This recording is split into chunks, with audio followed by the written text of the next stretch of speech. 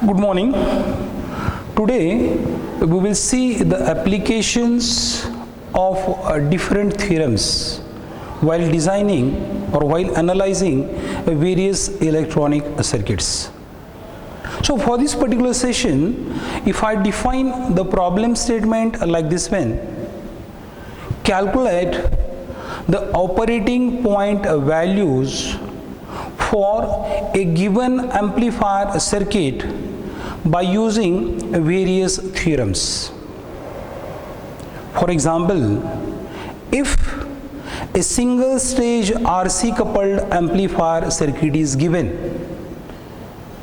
problem statement is how to evaluate operating point values. So in an amplifier circuit, a meaning of operating point is the Q point, quiescent point, and this quiescent point is nothing but the point on output characteristics which determines two basic values. One is IC and another one is VCE. Since both the values are DC values, I will add the suffix Q. That means before applying AC signal, how to check how much is the DC collector current and how much is DC collector to emitter voltage. Okay, and for this analysis, how to use certain network theorems. So whatever the circuit is given, the circuit is single stage RC coupled amplifier.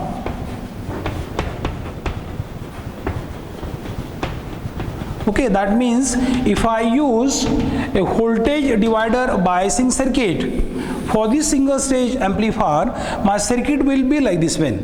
So there are two biasing resistors, R1 and R2. Okay, then this voltage is given to bias the transistor. Whatever the collector load is there, it is RC, and here is your biasing supply VCC. So this is RC, this is RE. And when I am thinking of amplifier circuit, I have to use one bypass capacitor here, I have to use two coupling capacitor here. Okay, so this is my amplifier circuit, and finally I have to connect the input signal, that is the signal which is to be amplified here. So if I write this to be say Vs, it is a source resistance Rs. Okay, so this is the input. So this is your input source, and I have to connect load here. So this is the load part, whereas the common ground is here. So this is your transistor. So these two capacitors are called as coupling capacitors, CC1, CC2. This is emitter bypass capacitor, CE. So this is the this circuit is given in the problem itself. The question is, what are the operating point values of this particular circuit? Okay, that means in order to calculate operating point values, these values are related with DC conditions. Get the point? The values corresponding to Q point are related with DC conditions. So I have to think of DC equivalent circuit of this. Okay, so this circuit is single stage RC coupled amplifier. So when I am drawing its DC equivalent circuit, very first thing is all the capacitors are replaced by open circuit. This is because if you write the reactance of capacitor, it is given by 1 by omega C. This is nothing but 1 by 2 pi f into C, since the omega is nothing but 2 pi f. Now for DC, frequency is equal to 0. So when I am putting f equal to 0 here, Xc terms comes out to be infinite. And if the reactance is infinite, there is no current. And corresponding to no current condition, that component is acting as open circuit. So the concept here is, for DC conditions, capacitors are acting as open. So what if these three capacitors are there? These capacitors are acting as open circuit. Okay, that means your circuitry is like this one. Now since this connection is now broken, there is no connection, so there is no use of this RL. Similarly, this connection is not there, that means there is no use of this Vs. Get the point? That means now my circuit is this one. This circuit I have to analyze for this condition. Okay, here whatever the ICQ is there, this IC, for simplicity I will just write IC, its meaning is ICQ, is given by beta times IB. What is this beta DC? Beta DC is the DC current gain of an amplifier circuit or of a transistor, because this is a transistor parameter. In H parameter notations, this beta is nothing but capital HFE. Okay. So that means in order to find out IC, how to determine IB. And IB can be calculated by analyzing this circuitry. So if I place point say X here, and now if I use circuit theorem, say Thevenin's theorem, to simplify the task, I will Theveninize the circuit to the left of point X. See, to the left of point X, if I Theveninize the circuit, then the Thevenin's model to the left of point X will be like this one. So what is the Thevenin's theorem there? Any circuit you can replace with a voltage source, VTH and RTH. Okay, so this is your point X. So the same point here. So this RTH is nothing but the Thevenin's equivalent resistance. So procedure here is, whatever this load is there, this load I have to remove. Okay, I have to open this one. What are the battery is there, that battery is also removed. And I have to measure the resistance in this direction, looking back into the network. So if you look for these two resistances, this is one point which is common, and another common point is the ground. Its meaning is R1 and R2 are in parallel. So your RTH is nothing but R1 parallel R2. That is R1 R2 divided by R1 plus R2. This is your one calculation. Now as far as VTH is there, VTH is again just remove the load and find out the voltage measured here. See, VCC supply is here. If you look at this particular path, VCC is across R1 and R2. That means your network is like this one, VCC, then R1, then R2, and this point is at VTH potential, R1, R2. It's an open circuit voltage. This part is remote. So VTH in this case is voltage drop across R2. What is the voltage? If you use voltage divider rule, that voltage is R2 divided by R1 plus R2 into VCC. That is equation number 2. So that VTH is here.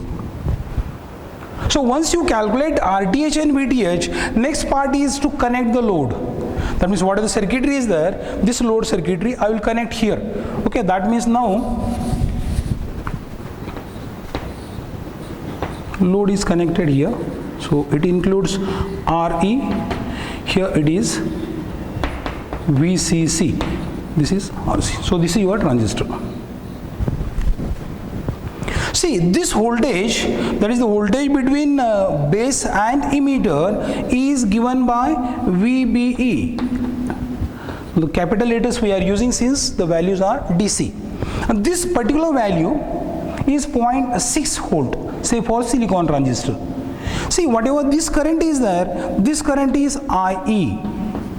current flowing from the emitter terminal is nothing but the IE current, and with a basic equation, that is emitter current is equal to the base current plus collector current. In transistor theory, emitter current is the sum of base current plus collector current. So it is IB plus, now if I use this equation, so it is beta DC times IB.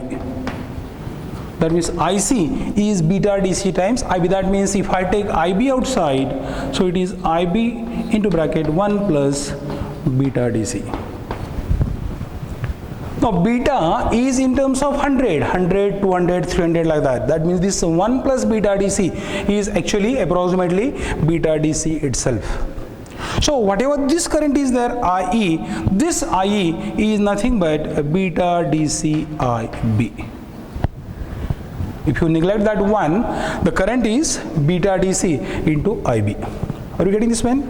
Now if you apply a KVL to this loop, see the application of network theorems there. If I apply KVL to loop 1, if I write say loop 1 like this, so here my step is applying KVL to loop 1.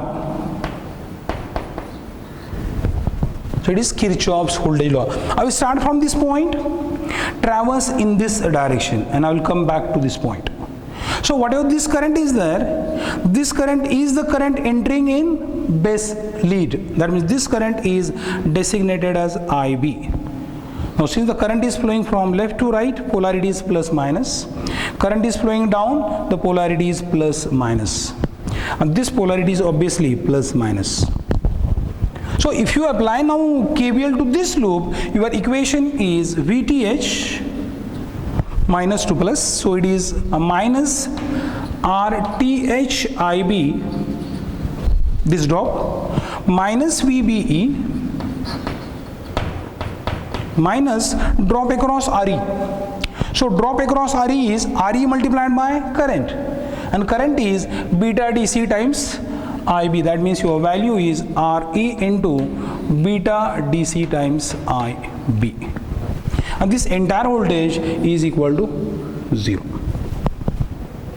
Okay, that means if I just simplify this equation, so it is VTH, I will take this term minus VBE, and these two terms I will transfer to the right side, and I will take IB outside. So what equation I am getting is, it is RTH plus beta DC times RE. Get the point? So what we did is just we apply the KVL, and then I am solving for IB. So IB, that is the base current, is equal to VTH minus VBE divided by RTH plus beta DC times RE. So let this be equation number, we are not given the equations, so I'll take this as the first, say this is equation number 2. See, my objective is to find out IC. Already I got IB. So IC is nothing but beta DC times IB. And finally I can add the Q here. Okay, that means if the component values are given, if a well designed circuit is given to you, what you can do is just by applying Thevenin's theorem here, you can calculate one value of operating point, that is nothing but ICQ. Now another value is VCEQ. Okay, now this voltage is the voltage between collector and emitter. That means whatever the circuit is there, see the circuit, just if I write output section, then your circuit is like this one. So this is grounded, and here VCC is given. So instead of having VCC here, I can visualize the VCC like this one.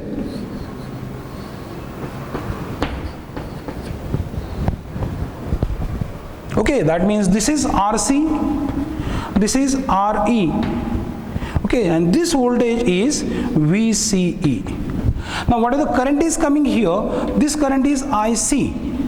that IC is flowing here, this current is IE.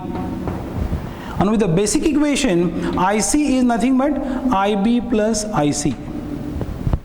And again from the transistor theory, this base current is very small. In small signal amplifier, it is in microampere, whereas collector current is in milliampere. So one can approximate this current as IC simply. Get the point? That means your emitter current is approximately equal to, yes, the collector current. So if you apply KVL to this loop now, loop 2, see the application of network theorems. So if you apply KVL, what equation you are getting is VCC is equal to, this drop is the sum of these drops. So it is ICRC, that is the drop across RC, plus the drop between collector and emitter, plus drop across RE, that is ICRE. Or if you transfer all these terms on this side, then the total voltage across a closed loop, that is equal to 0, that is KVL. So when I am applying KVL to the output section, loop 2, I am getting this equation. So if I want to solve for VCE, so VCE is equal to VCC, I will transfer this term on right side, left side.